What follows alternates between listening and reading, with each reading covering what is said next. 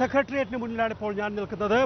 പാലക്കാട് നെഹ്റു കോളേജിലെ ജിഷ്ണു പ്രണോയുടെ മാതാവ് മഹിജയ്ക്ക് ഇന്ന് പോലീസ് ഹെഡ്ക്വാർട്ടേഴ്സിന് മുമ്പിൽ നേരിടേണ്ടി വന്നത് പോലീസ് അതിക്രമമാണ്.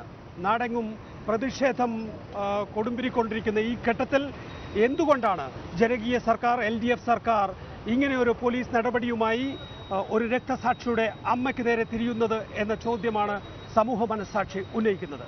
90 ദിവസമായിട്ടും മകന്റെ മരണത്തിന് ഉത്തരവാദികളായവരെ അറസ്റ്റ് ചെയ്യാത്തതിൽ പ്രതിഷേധിച്ചാണ് ജിഷ്ണുവിന്റെ അമ്മ മഹിജയും കുടുംബാംഗങ്ങളും DGP ഓഫീസിന് മുന്നിൽ സമരം നടത്താനെത്തിയത്. DGP ഓഫീസിന് 100 മീറ്റർ അകലെ വെച്ച് പോലീസ് ഇവരെ തടഞ്ഞു. അതീവ സുരക്ഷാ മേഖലയായതിനാൽ പോലീസ് ആസ്ഥാനത്തിന് മുന്നിൽ സമരം അനുവദിക്കില്ലെന്നായിരുന്നു പോലീസിന്റെ ന്യായം.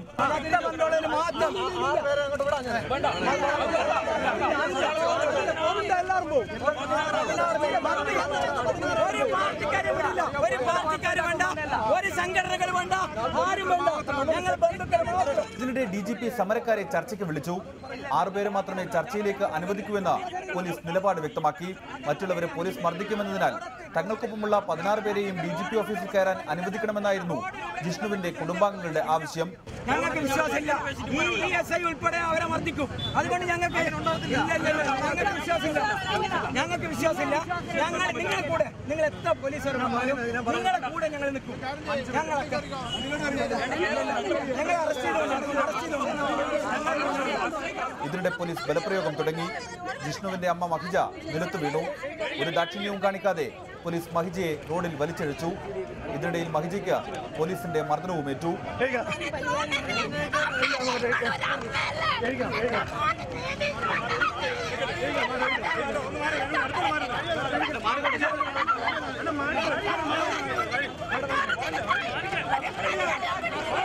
അവശയായി നിലത്ത് കിടന്ന അമ്മയെ പോലീസ് ബലം പ്രയോഗിച്ചാണ് നീക്കിയത്.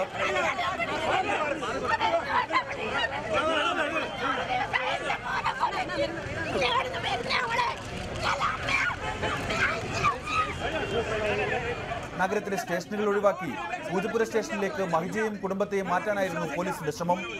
പോലീസ് നടപടിക്കിടെ കടുത്ത ശാരീരികാസ്വാസ്ഥ്യം അനുഭവപ്പെട്ട മഹിജയെ പേരൂർക്കട ജില്ലാ ആശുപത്രിയിൽ പ്രവേശിപ്പിച്ചു. വിദഗ്ധ ചികിത്സ വേണമെന്ന നിർദ്ദേശത്തെ തുടർന്ന് മഹിജയെ പിന്നീട് മെഡിക്കൽ കോളേജിലേക്ക് മാറ്റി. പോലീസ് മർദ്ദനത്തിൽ പരിക്കേറ്റ ജിഷ്ണുവിന്റെ അമ്മാവൻ ശ്രീജിത്തിനെയും മെഡിക്കൽ കോളേജ് ആശുപത്രിയിൽ പ്രവേശിപ്പിച്ചു. സമരത്തിനെത്തിയ മറ്റ് 16 പേരെ പോലീസ് പിന്നീട് വിട്ടയച്ചു. റിപ്പോർട്ടർ തിരുവനന്തപുരം. നമസ്കാരം, വീണ്ടും സ്വാഗതം. ജിഷ്ണു പ്രണോയുടെ മാതാവിന് ഇന്ന് പോലീസ് ഹെഡ്ക്വാർട്ടേഴ്സിന് മുന്നിൽ അനുഭവിക്കേണ്ടി വന്ന ആ ഒരു ദുരനുഭവം എങ്ങനെ ഉണ്ടാകുന്നു ഒരു സർക്കാരിൻ്റെ കീഴിൽ? സാധാരണഗതിയിൽ ജനങ്ങൾ തെരഞ്ഞെടുത്ത് ഇത്രയും മാസമായ ഒരു സർക്കാരിന് വളരെ നീചമായി പോയി, വളരെ ഹീനമായ ഒരു പ്രവൃത്തിയായിപ്പോയി. എന്ന് വെച്ചാൽ പോലീസിൻ്റെ അനാസ്ഥ കൊണ്ടോ അല്ലെങ്കിൽ പോലീസിൻ്റെ ശ്രദ്ധക്കുറവ് കൊണ്ടോ കേരളത്തിലെ സർക്കാർ പ്രതിക്കൂട്ടിലാവുന്നത് ആദ്യമായിട്ടല്ല. ഒരു 13 പേരെയെങ്കിലും സസ്പെൻഡ് ചെയ്ത് കാണുമെന്നാണ് എൻ്റെ ഒരു കണക്ക്, ഒരു പോലീസുകാരെ പല ഘട്ടത്തിലായിട്ട്. എന്നിട്ടും പോലീസിനെ ഈ ഉദ്യോഗസ്ഥന്മാർ സാങ്കേതികത്വം പറഞ്ഞുകൊണ്ട് അർഹതപ്പെട്ടവരെ, അഗ്രീവ്ഡ് ആയിട്ടുള്ള ആൾക്കാരെ, ഹിംസ നടന്നിട്ടുള്ളവരെ ചവിട്ടി ഒതുക്കപ്പെടുന്നത് നോക്കി നിൽക്കുന്ന സർക്കാരിനെ നമുക്ക് അംഗീകരിക്കാൻ കഴിയില്ല എന്ന് തന്നെ പറയേണ്ടി വരും. പോലീസ് സ്വാഭാവികമായും അവരുടെ ഹെഡ്ക്വാർട്ടേഴ്സിന് മുമ്പിലേക്ക് ഒരു കൂട്ടം ആളുകൾ എത്തുമ്പോൾ ഉണ്ടാകുന്ന ഒരു സാങ്കേതിക പ്രശ്നമുണ്ട്. ആ സാങ്കേതികത്വത്തിൽ കടിച്ചു തൂങ്ങിയതായിരിക്കാം എന്നുള്ളതാണ്. പക്ഷേ ഇതിന് മുമ്പ് നടന്നിട്ടുള്ള കാര്യങ്ങൾ അപ്പോൾ നമ്മൾ ചരിത്രത്തിലേക്ക് വരുമല്ലോ. ഇന്ന് ശ്രീ കാനം രാജേന്ദ്രന്റെ പോസ്റ്റ് ഉണ്ടായിരുന്നു, ഫേസ്ബുക്ക് പോസ്റ്റ്. അപ്പോൾ അദ്ദേഹം അതിനകത്ത് കുറിച്ചിരുന്നത്, ശ്രീ ബെഹ്റ, അങ്ങേ ഞാൻ ഓർമ്മിപ്പിക്കാൻ ആഗ്രഹിക്കുന്നത് വെങ്കടാചലപതി എന്നൊരു DGP ഇതിന് മുമ്പുണ്ടായിരുന്നു. അവിടെ പ്രതിപക്ഷം സമരവുമായി DGP ഓഫീസിലേക്ക് വന്നപ്പോൾ അവിടെ ഒരു സമരത്തിനൊരു ചെറിയ പന്തൽ തീർത്തു കൊടുത്തു, കസേര ഇട്ട് കൊടുത്തു, വെള്ളം കൊടുത്തു, പത്രം കൊടുത്തു. എന്നിട്ട് അവരെ അവിടെ ഇരുത്തി അവർക്ക് പറയാനുള്ളത് കേട്ടു. ഇതൊരു ജനാധിപത്യ രാഷ്ട്രവും കൂടിയാണ്. അതുകൊണ്ട് പോലീസിന്റെ മനോവീര്യം അവിടെ കെട്ടില്ല എന്ന് മാത്രമല്ല, എങ്ങനെയാണ് ഒരു കാര്യത്തിന് കരുതലോടെ പെരുമാറേണ്ടതെന്നുള്ള ഉദാഹരണമായിരുന്നു. ഇന്ന് അതിനേക്കാളും ഗതികെട്ട് ഒരു വേദനയുടെ പുറത്ത്, ഒന്നാമത്തെ കാര്യം അവരിവിടെ വന്ന് സമരം ചെയ്യേണ്ട ആളല്ല. അവരുടെ ഭാഗത്തുണ്ടായിട്ടുള്ള ഒരു അതിഹീനമായ ഒരു കുറ്റകൃത്യം നമ്മൾ സർക്കാർ എന്നുള്ള നിലയ്ക്കോ കേരള ജനത അവരോട് ചെയ്തതാണ്. അവരുടെ മകൻ മരിക്കപ്പെട്ട ഒരു സാഹചര്യമുണ്ടായി. അവരതിനു മുമ്പ് പലരോടും കുട്ടി വിഷമം പറയാൻ ശ്രമിച്ചതാണ്. അതിൻ്റെ പേരിൽ തത്തുല്യമായ ഇടിമുറി ഉണ്ട് എന്ന് വരെ തെളിഞ്ഞിട്ടുണ്ട്. അങ്ങോട്ട് പണം കൊടുത്ത സ്വാശ്രയ കോളേജുകളെ നമുക്ക് മെരുക്കാൻ സാധിച്ചിട്ടില്ല. അപ്പം അങ്ങനെയുള്ള ഒരു കാര്യത്തിൽ ഒരു കുറ്റകൃത്യം നടന്നു എന്ന് ബോധ്യമുള്ള ഒരു സ്ഥലത്ത് നിന്നും അവർക്ക് പറ്റിയ ജിഷ്ണുവിൻ്റെ മരണത്തിൽ ആർക്കും സംശയവുമില്ല. അപ്പോൾ ആ നിലയ്ക്ക് ഇത് അന്വേഷിക്കും സംരക്ഷിക്കണമെന്ന് കേരളം മുഴുവൻ ഒന്നാകെ ആലോചിച്ചുകൊണ്ടിരിക്കുന്ന സമയത്ത് അവരത് പറയാൻ തിരുവനന്തപുരം വരെ വരേണ്ടി വരുന്നത് കഷ്ടം. അത് കഴിഞ്ഞ് വന്നപ്പോൾ അവർക്ക് നേരെ ഉണ്ടായത് അത് രാഷ്ട്രീയ ഗൂഢാലോചനയാണെങ്കിൽ അത് മുന്നിൽ കാണാനുള്ള ഉത്തരവാദിത്വവും ബുദ്ധിയും ഇടതുപക്ഷ സർക്കാരിനുണ്ടാവണം. കാരണം ഇത് ജനപക്ഷത്ത് നിന്നുള്ള പ്രവൃത്തിയല്ല. 90 ദിവസം പിന്നിട്ടിരിക്കുന്നു ജിഷ്ണു പ്രണോയിയുടെ മരണം കഴിഞ്ഞ്. ഈ 90 ദിവസവും നമുക്കറിയാം ഓരോ ഡെഡ് ലൈൻ വെച്ച് കാത്തു നിൽക്കുകയായിരുന്നു മഹിജ. പക്ഷേ ഏറ്റവും ഒടുവിൽ പോലും അക്കാര്യത്തിൽ നീതി ലഭിക്കുന്നില്ല എന്ന് വ്യക്തമായതിനു ശേഷമാണ് മഹിജ പോലീസ് ഹെഡ്ക്വാർട്ടേഴ്സിന് മുന്നിലെത്തിയത്. എങ്ങനെയാണ് ഈ വിഷയത്തെ താങ്കൾ കാണുന്നത്? ഞങ്ങൾ സമരത്തിലെ ഇവിടെ DGP ഓഫീസിൽ വന്ന കൂടുതൽ പ്രതിയാണ് ഞങ്ങളെ. പിന്നെ ഈ സമരത്തെ കാണുന്നത് 14 പേര് ഞങ്ങൾ നാട്ടിൽ നിന്ന് വരുമ്പോൾ ഞങ്ങൾക്ക് പ്രതീക്ഷ ഉണ്ടായിരുന്നത് DGP സാറിനെ കണ്ടിട്ട് ഒരു പ്രതിഷേധമായിരിക്കും വന്ന ബൈക്ക് വെച്ച് ഞങ്ങളെ 14 പേരെയും ബൈക്ക് വെച്ച് പോലീസ് തടഞ്ഞ് യാതൊരു മുൻവിധിയില്ലാത്ത വിധത്തിൽ പോലീസിലെ ഒരു വിഭാഗം, എല്ലാ പോലീസുകാരും കുറ്റക്കാരും ഞങ്ങൾ പറഞ്ഞില്ല, പോലീസിലെ ഒരു വിഭാഗം പോലീസ് ചെയ്തു എന്നാണ്. ദയവായി തുടരുക. രാജ്മോഹൻ ഉണ്ണിത്താൻ നമ്മോടൊപ്പം ഉണ്ട്. രാജ്മോഹൻ ഉണ്ണിത്താൻ, എങ്ങനെയാണിത് കോൺഗ്രസ് കാണുന്നത്? നമുക്കറിയാം സ്വാശ്രയ കോളേജിലെ മാനേജ്മെന്റ് ഭീകരതയുടെ ബലിയാടായിരുന്നു ജിഷ്ണു പ്രണോയ്. 90 ദിവസം ആ അമ്മ കുടുംബാംഗങ്ങൾ കാത്തുനിന്നു. പോലീസ് നടപടി ഉണ്ടാകും, തൻ്റെ മകന് നീതി കിട്ടുമെന്ന്. തൻ്റെ മകനെ കൊന്നു കെട്ടിത്തൂക്കിയതാണ് എന്ന വാദമാണ് ജിഷ്ണു പ്രണോയിയുടെ അമ്മ ഉയർത്തുന്നത്. പക്ഷേ ഇന്ന് പോലീസ് ഹെഡ്ക്വാർട്ടേഴ്സിലേക്ക് കടക്കാൻ ശ്രമിച്ച ജിഷ്ണു പ്രണോയിയുടെ മാതാവിനെ പോലീസ് അതിനിഷ്ഠൂരമായിട്ടാണ് കൈകാര്യം ചെയ്തത് എന്നുള്ളത് കോൺഗ്രസ് എങ്ങനെ കാണുന്നു?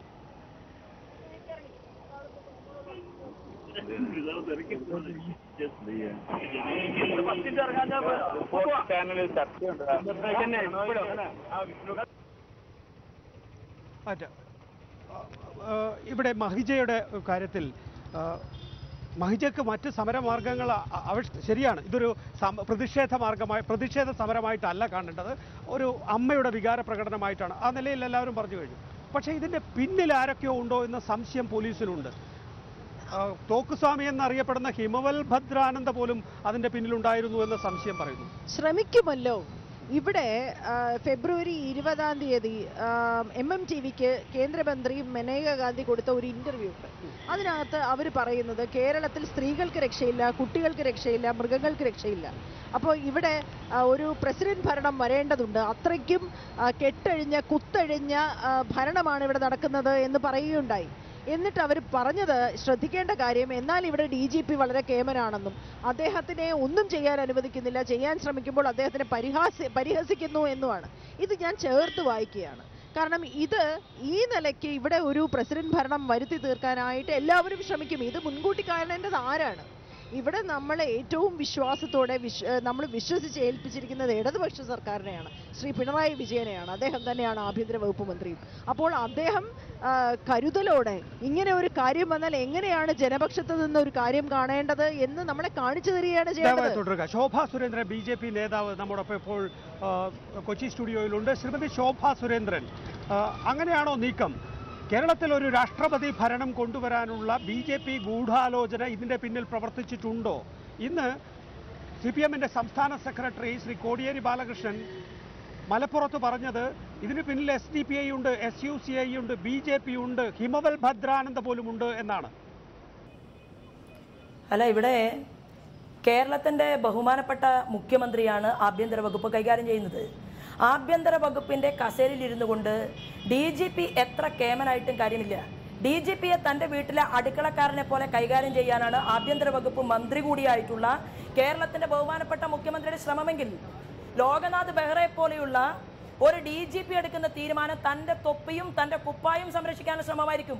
ഇതിന് നമ്മുടെ മുന്നിലുള്ള ഏറ്റവും വലിയ ഉദാഹരണം മുൻ DGP സെൻകുമാർ പറഞ്ഞത്, ഞാൻ 3 കേസുകൾ കൃത്യമായി അന്വേഷിക്കാൻ തീരുമാനമെടുത്തതിനെ തുടർന്ന് കണ്ണൂരിലെ മാർക്സിസ്റ്റ് പാർട്ടിയുടെ ജില്ലാ സെക്രട്ടറി ജയരാജനെതിരെയുള്ള കൃത്യമായ തെളിവുകൾ കിട്ടിയപ്പോൾ ആ കേസന്വേഷണം ശരിയായ രീതിയിൽ മുന്നോട്ട് പോയപ്പോൾ എൻ്റെ തൊപ്പി തെറിപ്പിച്ച ആളാണ് കേരളത്തിൻ്റെ മുഖ്യമന്ത്രി പിണറായി വിജയൻ എന്ന് പറഞ്ഞത് നമ്മളല്ല. അത് BJP അല്ല പറഞ്ഞത്. അപ്പോ ഈ കേരളത്തിന്റെ ആഭ്യന്തര വകുപ്പിന്റെ ഭരണത്തിന് കീഴിൽ സ്ത്രീകൾ സുരക്ഷിതരായിരിക്കണമെങ്കിൽ, പോലീസ് കൃത്യമായി പ്രവർത്തിക്കണമെങ്കിൽ കേരളത്തിന്റെ ആഭ്യന്തര വകുപ്പ് മന്ത്രിസ്ഥാനം അത് കാനം ഇങ്ങനെ സ്റ്റേറ്റ്മെന്റ് ഇറക്കിയിട്ട് കാര്യമില്ല. ഇന്ന് കാനത്തിനോട് ഞങ്ങൾ ചോദിക്കാൻ ആഗ്രഹിക്കുന്നത്, പല തവണയായി കേരളത്തിന്റെ ക്രമസമാധാനം തകരുമ്പോൾ കാനം ഇങ്ങനെ ഒരു പ്രതിപക്ഷത്തിന്റെ നേതാവിനെ പോലെ പ്രസംഗിക്കുന്നുണ്ട്. കാനത്തിന് ഈ തന്റെ വാക്കുകളിൽ ആത്മാർത്ഥതയുണ്ടെങ്കിൽ അടിയന്തരമായി LDFന്റെ യോഗം ചേരണം. LDFന്റെ യോഗം ചേർന്നുകൊണ്ട് കാനം രാജേന്ദ്രന്റെ പാർട്ടി ആവശ്യപ്പെടേണ്ടത് കേരളത്തിന്റെ ക്രമവും സമാധാനവും പാലിക്കാൻ സാധിക്കാത്ത ഈ ജിഷ്ണു പ്രണോയെ പോലെയുള്ള പാവപ്പെട്ട കുട്ടിയുടെ അമ്മയ്ക്ക് നീതി കൊടുക്കാൻ സാധിക്കാത്ത, പോലീസിനെ ശരിയായ ദിശയിലേക്ക് നയിക്കാൻ സാധിക്കാത്ത ഒരു വ്യക്തിയുടെ കയ്യിൽ ആഭ്യന്തര വകുപ്പ് മന്ത്രിസ്ഥാനം വേണ്ട എന്ന് തീരുമാനിക്കാൻ LDF യോഗം ചേർന്ന് അത് ആവശ്യപ്പെടാനുള്ള തന്റെ ഇടമാണ് മിസ്റ്റർ കാനം രാജേന്ദ്രൻ ചെയ്യേണ്ടത്. പിന്നെ ഞാൻ ചോദിക്കട്ടെ, ഇതേ ജിഷ്ണു പ്രണോയ് എഴുതിയിട്ടുള്ള ഒരു ഫേസ്ബുക്ക് പോസ്റ്റ് ഉണ്ട്. ഒരുപക്ഷെ നികേഷ് ശ്രദ്ധിച്ചിരിക്കും. 2016 മെയ് മാസം 21 ജിഷ്ണു എഴുതിയിട്ടുള്ള ഫേസ്ബുക്ക് പോസ്റ്റ് പിണറായി എന്ന് കേൾക്കുമ്പോൾ ചിലർ അഭിമാനിക്കും, ചിലർ ഭയക്കും, ചിലർ മോങ്ങും, ചിലർ ചൊറിഞ്ഞുകൊണ്ടേയിരിക്കും. അവഗണിച്ചേക്കുക, അഭിമാനം കൊള്ളുന്നു ഇരട്ടച്ചങ്കുള്ള ഈ ജനനേതാവിനെ ഓർത്ത് എന്ന് ഫേസ്ബുക്ക് പോസ്റ്റ് ഇട്ട ആ ജിഷ്ണു പ്രണോയിയെ ഇങ്ങനെ സ്വാശ്രയ കോളേജിലെ ഒരു തെമ്മാടി, അല്ലെങ്കിൽ സ്വാശ്രയ കോളേജിന്റെ തെമ്മാടിയായ മുതലാളി, അവൻ ഇടിമുറി സൃഷ്ടിച്ച് അവിടെ ജിഷ്ണു പ്രണോയെ ഇടിച്ച് നിലംപരിശാക്കി അവനെ കെട്ടിത്തൂക്കി. ആ കെട്ടിത്തൂക്കിയ പ്രതികളെ പിടിക്കാൻ സാധിക്കാതെ ആ അമ്മയ്ക്ക് തിരുവനന്തപുരത്ത് വരേണ്ടി വന്നു. സെക്രട്ടേറിയറ്റിന് മുന്നിൽ സമരം നടത്താൻ മൈജയ്ക്ക് ധൈര്യമില്ല. അതായത് മുഖ്യമന്ത്രിയുടെ വീട്ടുപടിക്കൽ ഇരിക്കാൻ ധൈര്യമില്ല. എന്താ കാരണം? വടകരയിലെ മാധ്യമ പ്രവർത്തകരോട് അന്വേഷിച്ചു നോക്കൂ, വളയത്ത് ആളുകളോട് നികേഷി അന്വേഷിച്ചു നോക്കൂ. ഒരു സൂചന അവിടുത്തെ മാർക്സിസ്റ്റ് പാർട്ടിയുടെ നേതൃത്വം നൽകിയിട്ടുണ്ട്. ഇങ്ങനെ കളിച്ചാൽ, പിണറായി വിജയനെതിരെ കളിച്ചാൽ, മുഖ്യമന്ത്രിക്കെതിരെ കളിച്ചാൽ ആ കുടുംബത്തെ TP ചന്ദ്രശേഖരന്റെ കുടുംബത്തിന് സംഭവിച്ചതുപോലെ സംഭവിപ്പിക്കുമെന്നുള്ള ഒരു ഓർമ്മപ്പെടുത്തലാണ് അവിടുത്തെ മാർക്സിസ്റ്റ് പാർട്ടിയുടെ പ്രാദേശിക നേതൃത്വത്തെ കൊണ്ട് കോടിയേരി ബാലകൃഷ്ണൻ ചെയ്യിച്ചിട്ടുള്ളത്. ഈ സാഹചര്യമാണ് കേരളത്തിൽ നിലകൊള്ളുന്നത്. അപ്പൊ ഞങ്ങൾ ചോദിക്കുന്ന ചോദ്യം, കൃഷ്ണദാസിന് എങ്ങനെയാ ജാമ്യം കിട്ടിയത്? കൃഷ്ണദാസിന് ഒരു കേസിൽ അറസ്റ്റ് ചെയ്തു, എങ്ങനെ ജാമ്യം കിട്ടി? നമ്മുടെ നിയമം പരിപാലിക്കേണ്ട കേരളത്തിന്റെ പ്രോസിക്യൂട്ടർ കൃഷ്ണദാസിന് ജാമ്യം അനുവദിക്കാനുള്ള ശ്രമം നടത്തിയത് കൊണ്ടാണ് കൃഷ്ണദാസ് പുറത്തിറങ്ങിയത്, അല്ലേ? അപ്പൊ ഇവിടെ സംഭവിച്ചുകൊണ്ടിരിക്കുന്നത് ശ്രീമതി ശോഭാ സുരേന്ദ്രൻ, അതൊക്കെ വ്യക്തമാണ്. എനിക്കറിയാം താങ്കൾ വളരെ അടുത്ത് നിൽക്കുന്നയാളാണ് ആ വിഷയവുമായി. എൻ്റെ ചോദ്യം ഇതാണ്, ഇന്നിപ്പോ മഹിജയുടെ സമരത്തിന് പിന്നിൽ BJP എന്ന ശക്തിയുണ്ടോ? SDPയെയും SUCയെയും ഹിമവൽ ഭദ്രാനന്ദ വരെയുള്ള ആളുകളിലേക്ക് കാര്യങ്ങൾ ചെല്ലുമ്പോൾ BJPയുടെ പേരും അതിൽ കേൾക്കുന്നു.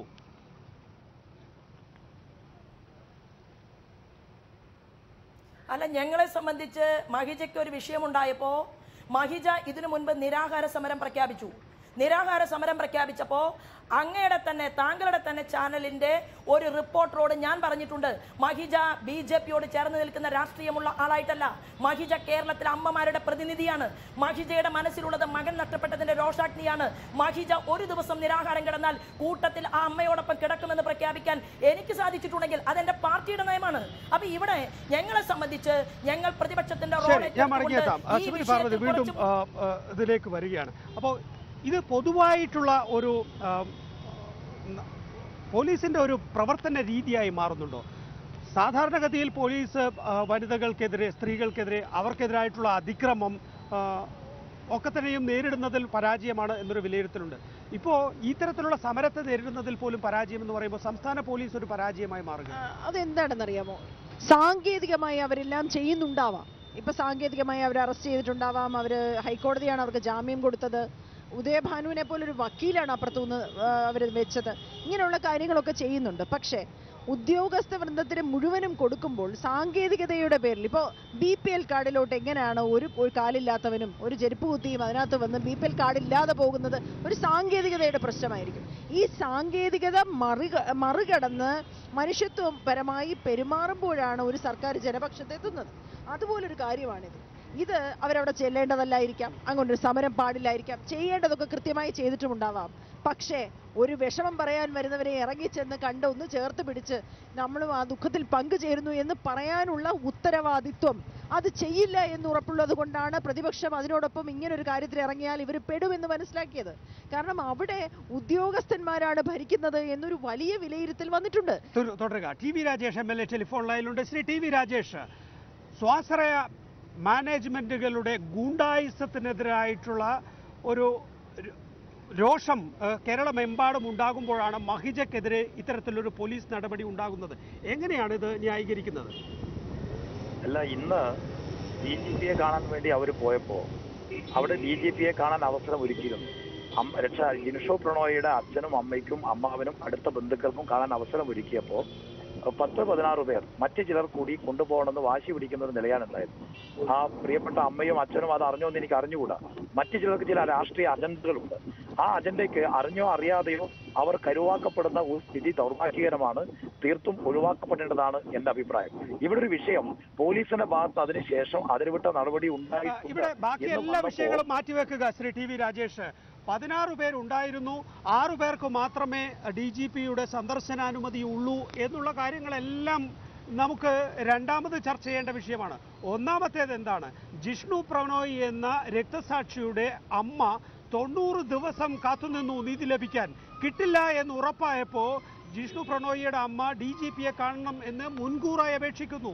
അതിന് അപ്പോയിന്റ്മെന്റും ലഭിക്കുന്നു. അവരെ കാണാൻ അനുവദിക്കുക. നേരത്തെ ശ്രീമതി പാർവതി ചൂണ്ടിക്കാണിച്ചതുപോലെ അവരെ ഒന്ന് കണ്ട് അവരുടെ സങ്കടം എന്താണ് എന്നറിയുക എന്നത് ഒരു പോലീസിന്റെ, സാധാരണഗതിയിലെ ഏത് ഉദ്യോഗസ്ഥന്റെയും പ്രഥമ വികാരമാകേണ്ടതല്ലേ? അതിന് പകരം അവരെ റോഡിലൂടെ വലിച്ചിഴക്കുകയാണ് നമ്മൾ കണ്ടത്. തീർച്ചയായും ആ അമ്മയുടെ വേദന ഉൾക്കൊള്ളണം എന്ന കാര്യത്തിൽ യാതൊരുവിധ സംശയമില്ല. ആ അമ്മയ്ക്കുണ്ടായ നഷ്ടം അപരിഹാര്യമാണ്.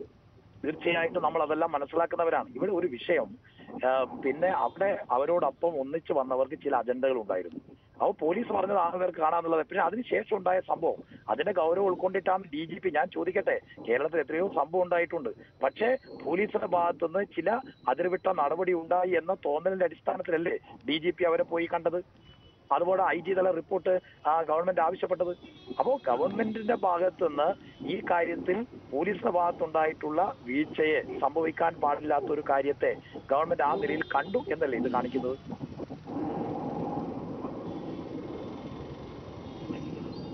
ദയവായി തുടരുക ശ്രീമതി പാർവതി. അപ്പോൾ ആ നിലയിൽ ഒരു സംഘർഷം ഒഴിവാക്കുന്നതിന് വേണ്ടിയുള്ള സ്വാഭാവികമാണ്. അവരെ അറസ്റ്റ് ചെയ്യുകയൊന്നും അല്ല ചെയ്തത്. തൽക്കാലത്തേക്ക് ഹോസ്പിറ്റലിലേക്ക് മാറ്റി. അവർ റോഡിൽ കമിഴ്ന്ന് കിടക്കുകയായിരുന്നു. അപ്പോൾ അങ്ങനെ ഒരാളെ സ്വാഭാവികമായിട്ടും പോലീസിന് ചെയ്യാൻ കഴിയുന്നത് അത്രയേ ഉള്ളൂ. അവര് റോഡിൽ കമിഴ്ന്ന് കിടക്കുന്ന ഒരു സാഹചര്യം. നമുക്കിത് കേരളമാണ്. നമ്മളിത് നജീബ് എവിടെയെന്ന് ചോദിച്ച് അവരുടെ അമ്മ സമരം ചെയ്തപ്പോൾ അവിടെ നിന്ന് വലിച്ചെടുക്കുന്നത് നമ്മൾ കണ്ടതാണ്. അന്ന് നമ്മൾ എന്താണ് പറഞ്ഞത്? നമ്മൾ ഒരുമിച്ച് ഇത് ഇങ്ങനെ ഒരു ഭരണം നമ്മുടെ നാട്ടിൽ നടക്കില്ല എന്ന് ആവേശം കൊണ്ടവരാണ് നമ്മൾ. അങ്ങനെ അവർ കിടക്കുന്നുണ്ടെങ്കിൽ സമാധാനമായി അവിടെ നിന്ന്, അവിടെ ഒരു തിരക്കുമില്ല, അവിടെ കുറച്ചു നേരം അവരോട് നിന്ന് അവരോടൊപ്പം ഇരുന്ന് സംസാരിക്കാനുള്ള ആൾക്കാർ അകത്തുനിന്ന് വരികയും സീനിയറായിട്ടുള്ള ഉദ്യോഗസ്ഥകളെ ഇടപെടുകയാണ് ചെയ്യേണ്ടത്. ഒരു അമ്മയാണ് ആ തറയിൽ കിടക്കുന്നത്. എന്തൊരു കഷ്ടമാണ്. ഏതെങ്കിലും ഒരു ഇത് രാഷ്ട്രീയമായി മുതലെടുക്കുക അല്ല എന്ന് ഞാൻ പറയുന്നില്ല, മുതലെടുക്കുകയാണ്. അതിന് നിന്നുകൊടുത്തത് ആരാണ്? ആ വിഡ്ഢിത്തരത്തിന് നിന്നുകൊടുത്തത് ആരാണ്? ഇങ്ങനെ ഒരു വിഷയം ഉണ്ടാകുമ്പോൾ തന്നെ ഇലക്ഷൻ നടക്കുന്ന സമയമാണ്. ഇത് ഉപയോഗിക്കുമെന്ന് കാണാനുള്ള ദീർഘവീക്ഷണം ഇല്ലേ? തുടരുക. ശ്രീ രാജേഷ്, നമ്മൾ രോഹിത് വെമുല ഹൈദരാബാദ് സർവകലാശാല എന്നുള്ള നിലയിലേക്ക് അപ്പുറത്തേക്ക് ഇന്ത്യയിലെ സർവകലാശാലകളുടെ ആകെ ദളിത് പീഡനത്തെക്കുറിച്ചാണ് നമ്മൾ സംസാരിച്ചത്. രോഹിത് വെമുല ഒരു പ്രതീകമായി മാറിക്കഴിയുകയും ചെയ്തിരുന്നു. രണ്ടാമത്തെ ഏറ്റവും പ്രധാനപ്പെട്ട, നേരത്തെ പറഞ്ഞതുപോലെ ഇതേപോലെ ഒരു അമ്മ വലിച്ചിഴക്കപ്പെട്ടപ്പോൾ ഇടതുപക്ഷം ആകെ തന്നെയും അതൊരു ദേശീയ പ്രശ്നമാക്കി മാറ്റി. അത് കേരളത്തിൽ നടക്കില്ല എന്ന് ഇടതുപക്ഷം ഉറപ്പുവരുത്തേണ്ടതായിരുന്നില്ലേ? ശ്രീ നികേഷ്, 1-2 കാര്യങ്ങൾ പറയാൻ എന്നെ അനുവദിക്കണം. ഈ വിഷയത്തിൽ രോഹിത് വെമുലയുടെ സംഭവത്തിൽ ഉണ്ടായ ഒരു നിലയല്ല കേരളത്തിൽ സ്വീകരിക്കപ്പെട്ടത്. ജിഷ്ണു പ്രണോയിയുടെ ദാരുണമായ സംഭവത്തെ തുടർന്ന് ഗവൺമെന്റ് ഈ കാര്യത്തിൽ സാധ്യമായ നിലപാടുകൾ സ്വീകരിച്ചിട്ടുണ്ട്. ഈ വിഷയം ഗൗരവത്തിൽ കണ്ടു. രണ്ടാമത്തെ വിഷയം, അവർ പറയുന്നത് അനുസരിച്ച് അഡ്വക്കേറ്റ് ഉദയഭാനു ഫിൽട്ടറായി നിയമിച്ചു. സുപ്രീം കോടതിയിൽ അപ്പീൽ പോയി. കോടതിയാണ് കൃഷ്ണദാസിന് ജാമ്യം കൊടുത്തത്. മാത്രമല്ല 7 ദിവസം മുമ്പ് 2-3 അബ്സ്കോണ്ടഡായ പ്രതികളുടെ സ്വത്തും മറ്റും കണ്ടുകെട്ടുന്നതിന് വേണ്ടിയിട്ടുള്ള ഉത്തരവ് ആഭ്യന്തര വകുപ്പ് ഇറക്കി കഴിഞ്ഞിരിക്കുകയാണ്. ഇത് കാണാതിരുന്നുകൂടാ. രണ്ട് വിഷയങ്ങൾ ലോകത്തിന്റെ വിഷയവുമായിട്ട് യാതൊരു തരത്തിലുള്ള സമാനതയും ഈ വിഷയത്തിലില്ലെന്ന് നമ്മൾ കാണണം. പക്ഷേ ഇന്നുണ്ടായിട്ടുള്ള സംഭവം ശരിയാണ്.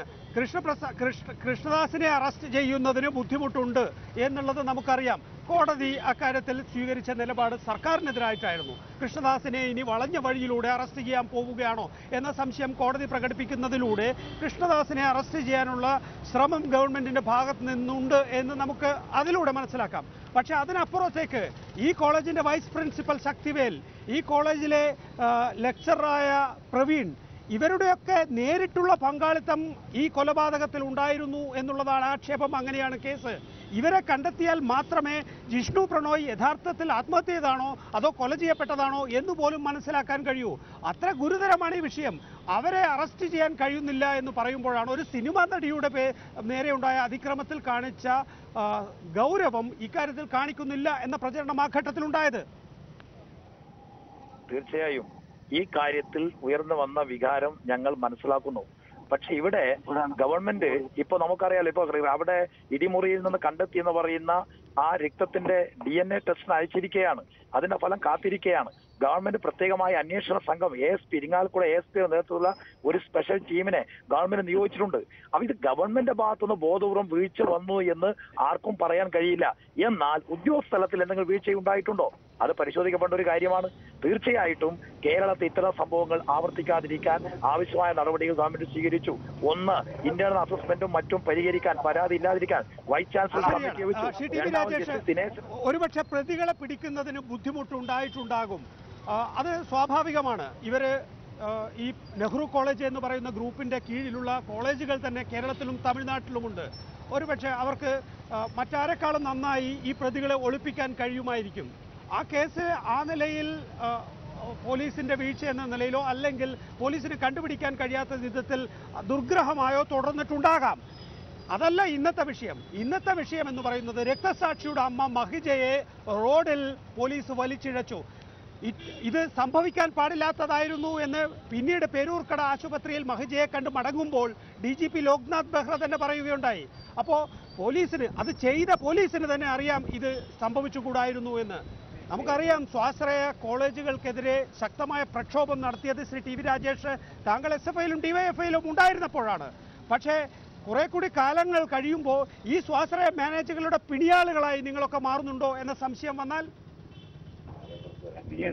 ഒരിക്കലുമില്ല. ശ്രീ നികേഷ്, ഈ കാര്യത്തിൽ ഗവൺമെന്റ് നിലപാട് വളരെ വ്യക്തമാണ്. ഞാൻ പറഞ്ഞല്ലോ, ജസ്റ്റിസ് ദിനേശൻ നേതൃത്വത്തിലുള്ള ഒരു കമ്മിറ്റി, മുൻ വൈസ് ചാൻസലർമാർ അടങ്ങിയിട്ടുള്ള ഒരു കമ്മിറ്റിയെ ഗവൺമെന്റ് നിയോഗിച്ചിരിക്കുകയാണ്. സ്വാശ്രയ മേഖലയെ നിയന്ത്രണ വിധേയമാക്കാൻ, സ്വാശ്രയ മേഖലയിൽ ഇത്തരം അരുതായ്മകൾ ഒരിക്കലും സംഭവിക്കാതിരിക്കാൻ ആവശ്യമായ ഒരു നടപടിയിലേക്ക് സർക്കാർ പോവുകയാണ്. അതിന് മുന്നോടിയായിട്ടാണ് ഈ കമ്മിറ്റിയെ വെച്ചിരിക്കുന്നത്. ഈ വിഷയത്തെ നാം തീർച്ചയായിട്ടും വ്യത്യസ്തമായി കാണേണ്ടതുണ്ട്. ഇന്ന് തിരുവനന്തപുരത്ത് ഉണ്ടായിട്ടുള്ള സംഭവം അവർക്ക് ചില അജണ്ടകൾ ഉണ്ടാകാം, പക്ഷെ എങ്കിൽ പോലും പോലീസ് അവിടെ ഇപ്പോൾ നമ്മോടൊപ്പം തൃശ്ശൂരിൽ മകളോട് മോശമായി പെരുമാറി എന്ന് പരാതി ഉന്നയിച്ച രജനി ഉണ്ട്. ഈ കേസിൽ ഇതിനകം തന്നെ ASIക്കെതിരെ നടപടി ഉണ്ടായിട്ടുണ്ട്. ഇന്ന് തിരുവനന്തപുരത്ത് മഹിജയ്ക്കെതിരായിട്ടുള്ള പോലീസ് അതിക്രമം സജീവ ചർച്ചയാണ്. കഴിഞ്ഞ ദിവസം തൃശ്ശൂരിൽ ശ്രീമതി രജനി താങ്കളായിരുന്നു പോലീസിനെതിരെ പരാതി ഉന്നയിച്ചത്. അതിന് പോലീസിന്റെ ഭാഗത്തു നിന്ന് നടപടിയും ഉണ്ടായിട്ടുണ്ട്. ഇത് ഒരു സാർവത്രികമായിട്ടുള്ളൊരു പോലീസിനെതിരായ വികാരമായി ഉയർന്നു വരുന്നുണ്ടോ എന്ന് സംശയിക്കേണ്ട ഘട്ടം കൂടിയാണിത്. എന്താണ് താങ്കൾക്കെതിരെ, താങ്കളുടെ മകൾക്കെതിരെ കഴിഞ്ഞ ദിവസം ഉണ്ടായ പോലീസ് അതിക്രമം? മൊഴിയെടുക്കാനാന്ന് പറഞ്ഞിട്ട് കുന്നംകുളം CI ഓഫീസിലേക്കാണ് എന്നെ എൻ്റെ മോളെയും വിളിച്ചു വരുത്തിയത്. ആ വിളിച്ചു വരുത്തിയതിന് ശേഷം രാത്രി ഒരു 8:30 കൂടിയിട്ടാണ് മൊഴിയെടുക്കൽ കഴിഞ്ഞത്. അതിനുശേഷം കുഞ്ഞ് ധരിച്ചിരുന്ന ഡ്രസ്സ് എടുത്തുകൊണ്ടുവരാൻ എന്നോട്, പകൽ പോകുമ്പോൾ നമുക്ക് ബുദ്ധിമുട്ടുണ്ടാവും ആളുകളെ ഫേസ് ചെയ്യാൻ, അതുകൊണ്ട് ഡ്രസ്സ് എടുത്തുകൊണ്ടുവരാൻ പറഞ്ഞിട്ടാണ് എന്നെ എൻ്റെ മകളെയും, ഹസ്ബൻഡിൻ്റെ വീട് നെല്ലുവായി എന്ന് പറഞ്ഞ സ്ഥലത്താണ്, അങ്ങോട്ട് പറഞ്ഞു വിട്ടത്. അവിടെ ചെന്ന് നോക്കുമ്പോൾ പെട്ടെന്ന് കുറേ ആളുകൾ, പ്രതിയുടെ കുടുംബക്കാരും കുറച്ച് ബന്ധുക്കളും കുറച്ച് രാഷ്ട്രീയ പ്രവർത്തകരും എല്ലാവരും കൂടി ഞങ്ങളുടെ കാറ് പെട്ടെന്ന് എല്ലാവരും കൂടിയിട്ട് കാറ് വളഞ്ഞു. പെട്ടെന്ന് തന്നെ എൻ്റെ കുഞ്ഞിനെയും ഞാനും കൂടി ഓടി കാറിൽ ഇറങ്ങിയതായിരുന്നു. പെട്ടെന്ന് തന്നെ ഓടിക്കയറിയ നിമിഷം കൊണ്ട് ഇവർ കാറിൽ അടിക്കുകയും ബഹളം ഉണ്ടാക്കുകയും ചെയ്തു. ഒരു നിമിഷം കൊണ്ട് സ്ട്രീറ്റ് ലൈറ്റ് എല്ലാം പെട്ടെന്ന് ഓഫായി. ഞാനും എൻ്റെ മോള് എന്ത് ചെയ്യണമെന്നറിയാതെ പേടിച്ച് വിറച്ച്, ഫോണിലാണെങ്കിൽ ചാർജില്ല, എന്ത് ചെയ്യാൻ പറ്റുമെന്നറിയാതെ കഴിഞ്ഞുപോയ മരണം മുന്നിൽ കണ്ട നിമിഷങ്ങളായിരുന്നു. ഞങ്ങൾ ജീവനോടെ പുറത്ത് പോവില്ല, രക്ഷപ്പെടില്ല എന്ന് വിചാരിച്ച നിമിഷങ്ങൾ തന്നെയായിരുന്നു. ആ നിമിഷത്തിൽ ഒരുപാട് തവണ ഞാൻ എരുമപ്പെട്ടി പോലീസ് സ്റ്റേഷനിലേക്ക് വിളിച്ചു, ഫോൺ എടുത്തില്ല. കുന്നംകുളം കുറേ ട്രൈ ചെയ്തിട്ട് എരുമപ്പെട്ടി SIയെ വിളിച്ചു, എടുത്തില്ല. അവസാനം ഒരു രക്ഷയില്ല എന്ന് കണ്ടപ്പോഴാണ് ഞാൻ കുന്നംകുളം CA ഫോണിൽ ബന്ധപ്പെട്ടത്. കുറേ കഴിഞ്ഞിട്ടാണ് കുന്നംകുളം CA കുറേ നേരം എന്നോട് പറഞ്ഞു, വിഷമിക്കേണ്ട, ഇപ്പോൾ പോലീസ് വരും, ഇപ്പോൾ പോലീസ് വരും. 8:50 നടക്കുന്ന സംഭവത്തിൽ പോലീസ് എത്തുന്നത് 10 മണിയോട് കൂടിയിട്ടാണ്. അതുവരെ ജീവനിൽ ഭയന്ന് കാറിനുള്ളിൽ ഞാനും എൻ്റെ മോളും ഇത്രയും അനുഭവിച്ചിട്ട് ഈ നാട്ടിൽ ഇത്രയും പോലീസും 1/2 കിലോമീറ്റർ 3/4 കിലോമീറ്റർ പോലും ഇല്ലാത്ത പോലീസ് സ്റ്റേഷനിൽ നിന്ന് വരാനെടുത്ത സമയം 1 മണിക്കൂറാണ്. വന്നതിന് ശേഷം ഈ അഡീഷണൽ SI TD ജോസ് എന്ന വ്യക്തിയും പിന്നെ ഒരു ഡ്രൈവറാണ് ഉണ്ടായിരുന്നത്. അവർ വന്നിട്ട് ഞങ്ങൾക്ക് എന്ത് സംഭവിച്ചു, അല്ലെങ്കിൽ നിങ്ങൾ ഇവിടുന്ന് രക്ഷപ്പെടാൻ നോക്ക് എന്ന് പറയുന്നതിന് പകരം ഞങ്ങളെ കാറിൽ നിന്ന്, എന്നോട് ഇറങ്ങടി കാറിൽ നിന്ന്, നിനക്ക് എന്താടി ഇവിടെ ഈ രാത്രിയിൽ കാര്യം, ഞാൻ എൻ്റെ ഹസ്ബൻഡിൻ്റെ വീട്ടിലേക്ക് വന്നതാണ്, എൻ്റെ കുഞ്ഞിനെ കൊണ്ട് CI പറഞ്ഞിട്ട് വന്നതാണ്. നീ CI ഒക്കെ പറഞ്ഞിട്ട് വരും, നിനക്ക് ഒരുപാട് ആൾക്കാരുണ്ടാവും, നിനക്ക് ഉദ്യോഗസ്ഥന്മാരെ കൂടെ കിടന്നു കൊടുത്തിട്ടുള്ള ബന്ധമാണോ, അതോ നിനക്ക് പെൺവാണിവാണോ നിനക്ക് ബിസിനസ്, മകളെ വിറ്റ് കാശിയാക്കാണോ, അതോ നിനക്ക് എന്താണ് ഇടപാട്, നിനക്ക് എന്താ അവിടെ കാര്യം, നിൻ്റെ കാറിലാരാ? അപ്പം ഞാൻ പറഞ്ഞു എൻ്റെ ചെറിയച്ഛനാണ്. ചെറിയച്ഛന് എന്താ ID കാർഡ് കാട്ട്, ചെറിയച്ഛനാണെങ്കിൽ ID കാർഡ് നോക്കട്ടെ പറഞ്ഞു. അത് കഴിഞ്ഞിട്ട് നിൻ്റെ മോളെവിടെയാണ്, നിൻ്റെ മോളെ പിടിച്ച് നോക്കട്ടെ, ഞാൻ മോളെ പിടിച്ചു വലിച്ച് കാറിൽ നിന്ന് ബലമായി കൈ പിടിച്ചു വലിച്ചിറക്കിയപ്പോൾ ഞാൻ പറഞ്ഞു, മകളെ, എൻ്റെ മോളെ തൊട്ടിട്ടുണ്ടെങ്കിൽ ഞാൻ പോലീസാന്ന് നോക്കില്ല, എനിക്ക് ഇത്രയും സംഭവിച്ചിട്ടിരിക്കാം, നഷ്ടപ്പെടാൻ എനിക്ക് ഒന്നുമില്ല, ഇനി എനിക്ക് നഷ്ടപ്പെടാൻ ജീവിതത്തിൽ ഒന്നുമില്ല, എല്ലാം നഷ്ടപ്പെട്ട് നിൽക്കുന്ന ഒരു വ്യക്തി ആയതുകൊണ്ട് എനിക്കിനി എന്ത് സംഭവിച്ചാലും ഞാൻ നേരിടാൻ തയ്യാറാണ്. അതിന് ഞാൻ എതിർത്തു, എൻ്റെ മകളെ ഞാൻ ചേർത്ത് പിടിച്ചു. അപ്പോൾ എൻ്റെ മകളോട് ചോദിക്കുന്ന ചോദ്യമാണ് ഒരു പോലീസുകാരൻ, സംരക്ഷിക്കേണ്ട പോലീസുകാരൻ ചോദിക്കുക, നീ ഫീൽഡിൽ ഇറങ്ങിയോ എന്ന്. ഒരു അമ്മയുടെ മുന്നിൽ വെച്ച് എത്രയും അനുഭവിച്ച ഒരു പീഡനത്തിനിരയായ ഒരു പെൺകുട്ടിനോട് ചോദിക്കുന്ന ചോദ്യം, നീ ഫീൽഡിൽ ഇറങ്ങിയോ? അമ്മയുടെ ബിസിനസ് തന്നെയാണോ നിനക്ക്? നീ ആൾ കൊള്ളാലോ, ശരിക്കും നീ ഈ ഇത്രയും ചെറുപ്പത്തിൽ തുടങ്ങിയോടി എന്നൊരു ചോദ്യമാണ് ചോദിച്ചത്. പെട്ടെന്ന് DYSPനെ ഞാൻ വിളിച്ചിട്ടുണ്ടായിരുന്നു. കുന്നംകുളം CI പെട്ടെന്ന് തന്നെ വന്നു, ഞങ്ങൾ അവിടുന്ന് രക്ഷപ്പെടുത്തി. സ്റ്റേഷനിൽ ചെന്ന് ഞാൻ പൊട്ടിക്കരഞ്ഞു പോയി. എന്ത് ചെയ്യണം തന്നെ, എനിക്കൊരു പരാതിയില്ല, ഒന്നുമില്ല. എൻ്റെ മോളെ എങ്ങനെയെങ്കിലും കൊന്ന്, ഇതിൻ്റെ ഉള്ളിൽ എങ്ങനെയെങ്കിലും കൊന്ന് ഞങ്ങളെ എന്തെങ്കിലും ചെയ്ത് കൊന്നു തന്നാൽ മതി, ഇതിലും ഭേദം ഞങ്ങൾക്ക് മരണമല്ല. ഇത്രയും അപമാനം സമൂഹത്തിൻ്റെ മുന്നിൽ വെച്ചിട്ട് ഈ ഓരോ അമ്മമാരും കുട്ടികൾക്ക് സംഭവിച്ചിട്ട് നിയമത്തിൻ്റെ മുന്നിൽ വരാത്തതിൻ്റെ കാരണം എന്തുകൊണ്ടാണ്? ഇത്രയും പോലീസുകാരുടെ പരിഹാസം അനുഭവിക്കേണ്ട ഒരു പബ്ലിക് പ്രോസിക്യൂട്ടർ പയസ് സാർ ഒരുപാട് ഞങ്ങളെ സഹായിച്ചു. ഇതിന് നിയമത്തിൽ നിന്ന് എല്ലാ ആനുകൂല്യങ്ങളും എൻ്റെ മോളെ ഉപദ്രവിച്ചതിനെതിരെ എല്ലാ സഹായങ്ങളും കിട്ടുമെന്ന് പയസ് സാറിൽ നിന്ന് കിട്ടുമെന്ന് ഞാൻ വിശ്വസിക്കുന്നു. എറണാകുളത്ത് ഒരു പ്രതിയുണ്ട്, കൊച്ചിൻ പോർട്ട് ട്രസ്റ്റിലാണ് വർക്ക് ചെയ്യുന്നത്, T ജയദേവൻ. ഞാൻ മടങ്ങിയെത്താം താങ്കളിലേക്ക്. CPM-ന്റെ ഇക്കാര്യത്തിൽ ഒരു കൃത്യമായ വിശദീകരണം നൽകേണ്ടി വരില്ലേ? നമുക്കറിയാം, ഓരോ ദിവസവും ഓരോ രീതിയിലുള്ള പരാതി വരികയാണ്. ഇതിനെ ഈ സർക്കാർ തുടങ്ങിയിട്ടില്ല. യഥാർത്ഥത്തിൽ ഈ സർക്കാരിൻ്റെ വീക്ഷണം എന്താണ് എന്ന് ജനങ്ങൾ അറിഞ്ഞു വരുന്നതേ ഉള്ളൂ. അതിനുള്ളിൽ ഇത്രയും ഗുരുതരമായ ആരോപണങ്ങൾ വരിക എന്ന് പറയുമ്പോൾ മുന്നോട്ട് പ്രവർത്തിക്കാനാകുമോ? ഏറ്റവും പ്രധാനം അമ്മമാരുടെയും സഹോദരിമാരുടെയും സുരക്ഷയാണ്. അക്കാര്യം ഉറപ്പുവരുത്താൻ ഈ സർക്കാരിന് കഴിയുന്നില്ല എങ്കിൽ മറ്റെന്താണ് പ്രതീക്ഷിക്കേണ്ടത്? അതൊരു അതിശയോക്തി കലർത്തിയുള്ള പറച്ചിലാണ്. ഇപ്പോൾ ഉണ്ടാകുന്ന പ്രശ്നങ്ങളുടെ ചില കാര്യങ്ങളിൽ വീഴ്ചയുണ്ടായിട്ടുണ്ട് എന്നുള്ളത് പലപ്പോഴും സമ്മതിച്ചിട്ടുണ്ട്. ജിഷ്ണുവിൻ്റെ കാര്യത്തിൽ അങ്ങനെ ഒരു വീഴ്ച ഉണ്ടായിട്ടേ ഇല്ല.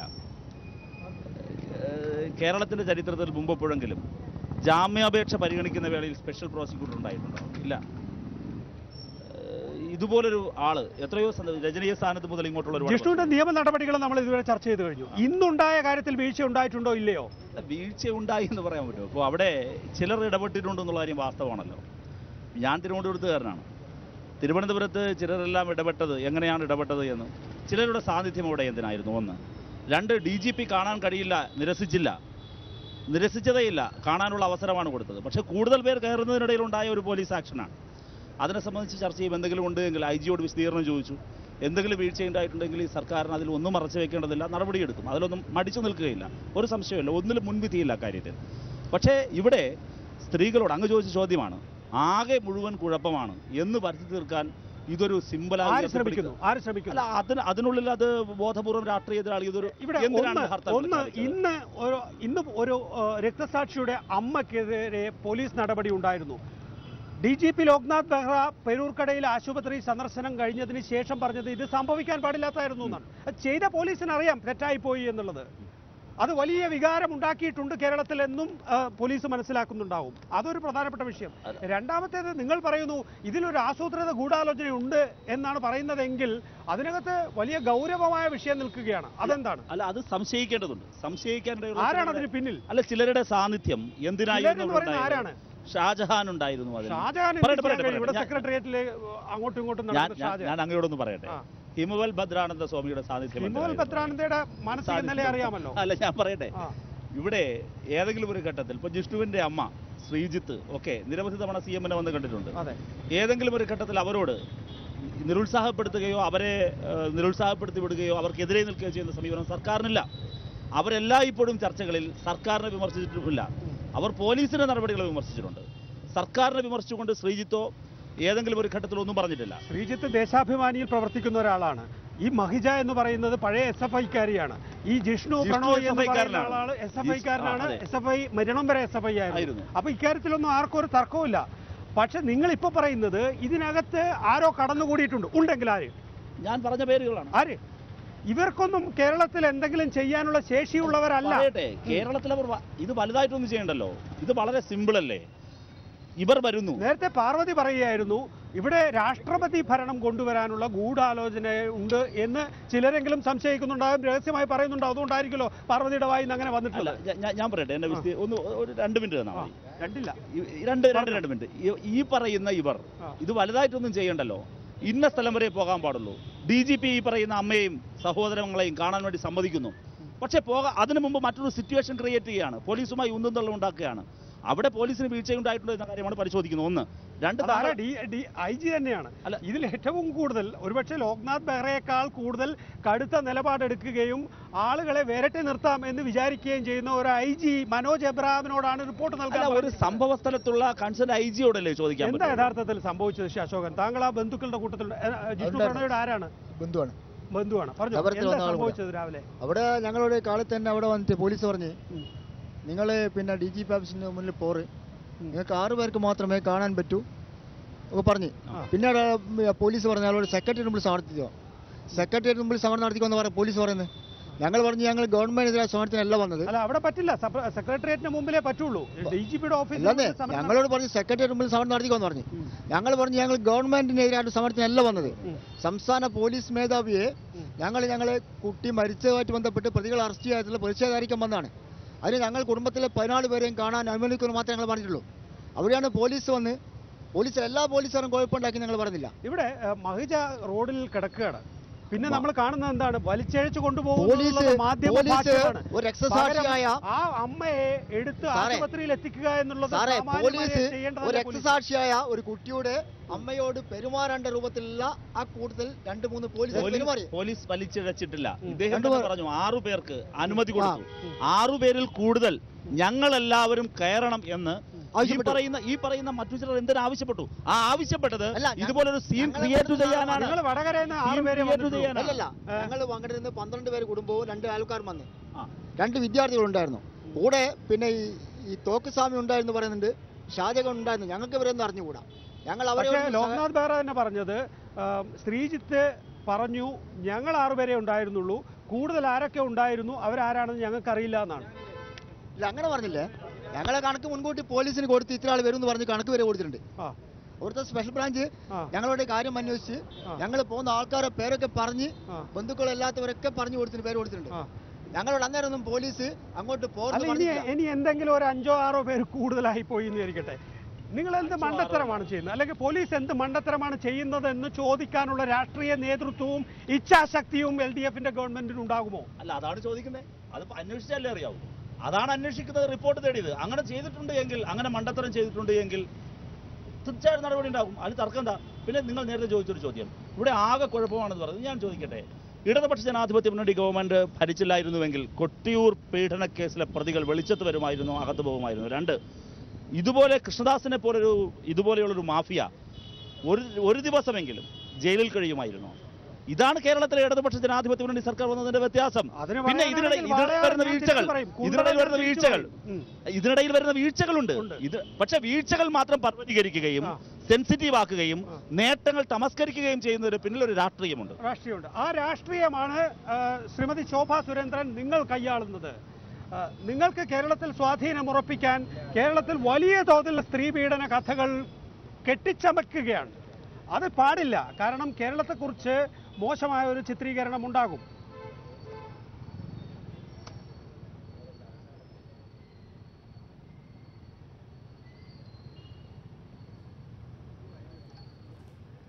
അതിനു മുൻപ് ഞാൻ അതിലേക്ക് വരാം. അതിനു മുൻപ് എനിക്കൊരു കാര്യത്തിന് ഉത്തരം പറയാൻ സമയം തരണം. കൃഷ്ണദാസ് എങ്ങനെയാണ് ജാമ്യം നേടിയത്? എന്തായിരുന്നു കൃഷ്ണദാസ് പറഞ്ഞ കാര്യങ്ങൾ? എനിക്ക് കലക്ടറുടെ മീറ്റിംഗിൽ പങ്കെടുക്കണം, എനിക്ക് കോളേജിൻ്റെ ദൈനംദിന പ്രവർത്തനങ്ങളിൽ ഇടപെടണം.